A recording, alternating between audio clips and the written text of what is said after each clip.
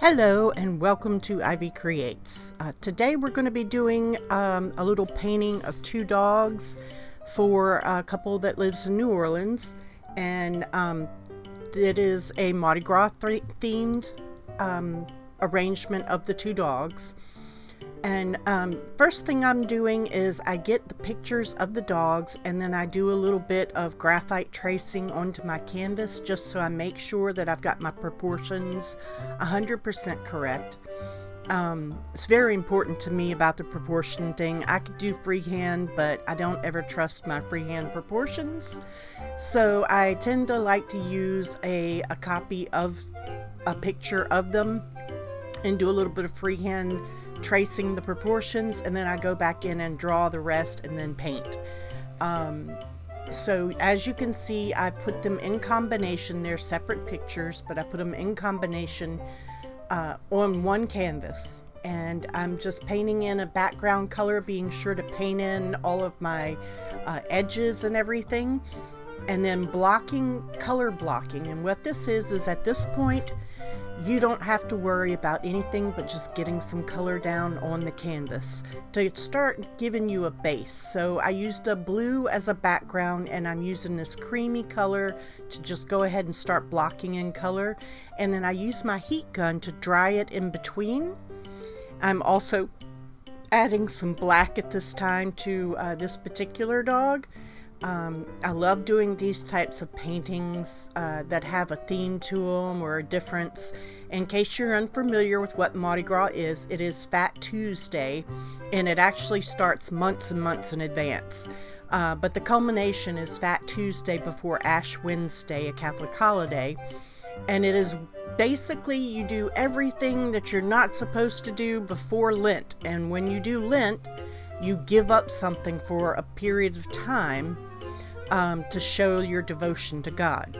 So everything before Fat Tuesday, and Fat Tuesday is the big day, you do kind of crazy. They have parades, they have balls, it's kings and queens and everything else. And I live probably about 45 minutes from New Orleans, and I'm on the Mississippi Gulf Coast. So actually Mardi Gras is a thing, and not in New Orleans, and not just for New Orleans. It's all in many places around the world, like Brazil and France and so on. It's called Carnival. And also across the Gulf Coast, that is a thing for us. Anywhere you can go across, there's different types of traditions. We all have parades, different types of parades, and it's lots of fun. It's the largest free party. I will say the Mississippi parades tend to be a lot more family oriented and not quite as drunken and rambunctious as a lot of the New Orleans ones. But I did live in New Orleans for 10 years, and there are certain parades that are entirely family oriented, and I didn't go downtown that much. I would usually stay uptown or go out to Metairie for my parades. So this is a theme, and the colors of Mardi Gras are going to be purple, green, and gold. And as you can see, I'm still not adding a lot of detail yet. I'm just putting in base colors. And I'm going based on my pictures, and I want to put in the base colors and color block them in. I'll go back later and add more and more details, and that's when you start tightening up your painting. So this is acrylic paint. Anyone can do this. It's very basic, and you can see I'm also using Faber-Castell pens, artist pit pens, and I'm using acrylic pens because they help to add in the little details, and I can go in and literally add in hair by hair if I want to. So I hope that you're enjoying this. If you are, please leave me a comment below if you have any more questions about Mardi Gras and what that is and why it's such a big deal. Please leave those questions below and I'll try to answer them. But these guys are going to a house in New Orleans because they are moving there from a place called Houma, which is a couple of hours south of New Orleans. And they're going to be moving there, and they also have a couple of houses in other places. But so anyways, this is going to be hanging in their house for them, and I thought it was very appropriate to do for them as something for their new home. It's a Christmas gift from their parents, and I can't wait for them to see it. It'll be a lot of fun. So you can see that I'm just adding in little hairs, and the best thing about these acrylic pen, the Faber-Castell pens, is they're kind of translucent, so they're not as opaque as the acrylic.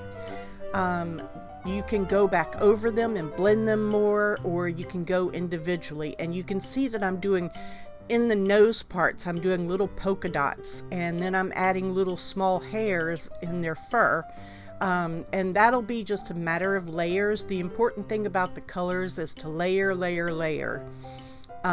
because you want the layers to show up and give you that depth. And that's where you get it from, is in your layers of paint. And that can be through the markers, that can be through painting with pens. Now these markers are paint markers, so they do have a brush tip on them.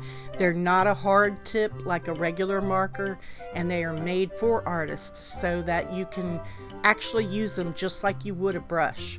The thing that I do find about them is they are a little bit more stiff than a regular paintbrush in most cases, so I can get better detail out of them. And so I just go through and I'm adding small little upstrokes, like you just put down a little stroke and you lift up at the same time as you're coming off a stroke for a fur. Now you can see I always go through and add different colors in my background. Sometimes the color you start with may not be the color you end with, so never worry too much about that background color until later. So I've gone in and I added some more dark blue to make it stand out more. I just thought it would be a better standout. And you can see that I'm going into my phone and I'm researching different types of looks for Mardi Gras. You can find anything you want to on the internet, and I go through and I'm like, I think this might look good or that might look good. So I'm adding Mardi Gras beads and such, and little medallions to their necklaces, to their collars. And you can add different little things to make it personalized for the people that you're doing this pet portrait for. If you would like to know more about pet portraits and the ones that I do, please list information down below in your comments, or send me a comment. I'll be happy to respond to you. And I hope you're really enjoying this as much as I enjoy doing it for you. And subscribe, hit that notification bell. Now you can see I'm starting to add a hat, and this is my thing I love to do, is to put little hats and different types of costumes on the animals. As you can see, I went through painting the entire animal before I start even going here. Now I'll go back and add more details to the animal, but I'm also putting in the hat at the same time. And this is after I've researched and looked up different types of things that I would like to put on the animal. And I usually dry between, if I'm going to be doing something that I'm going to add to, I like to dry in between, and I just use my heat gun for that. You can use a hair dryer, you can use anything that you want to use to get it fixed up and dry enough to where you can do another layer on top. Now you can see I'm adding a mask for the little puppy dog here. Of course, the tan dog is a male, and the puppy over to the right is going to be a female, and that's why she's getting a pretty little mask and he's getting a silly hat.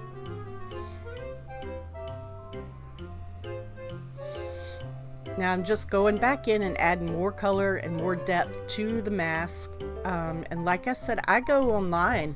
I look these things up. I look up clip art. I look up photos and pictures and anything I can to give me inspiration. You don't want to copy it exact, but you do want to use it for inspiration to make your paintings better, to find what you're looking for and to give you ideas. I mean, it's to me, it's a jump off point, because I don't always come up with every idea, but I need somewhere to start. And so I go through and look online and find my pictures, and then I go from there and make my own designs.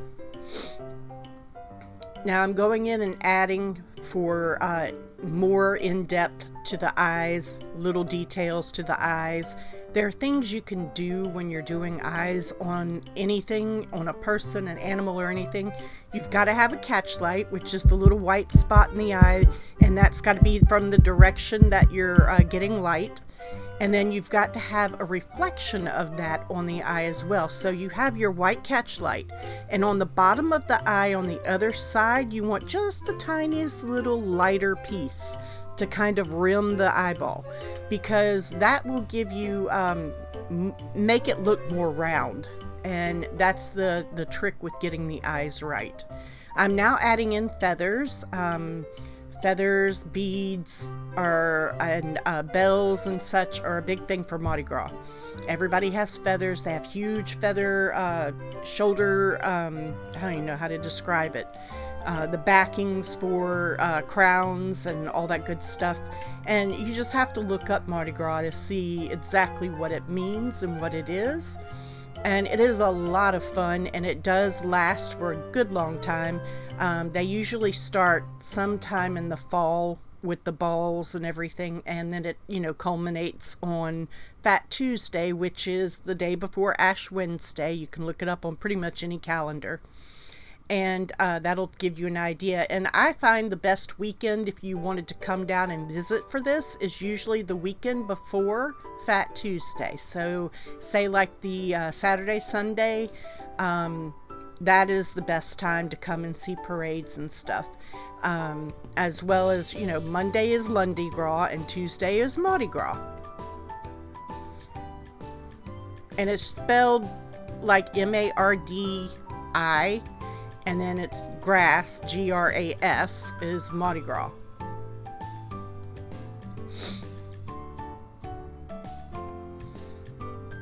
So another thing that I do frequently, and it really depends on who I'm doing it for, is I'm sorry, I like glitter. I like things that glow in the dark. I like things to shine and have a difference.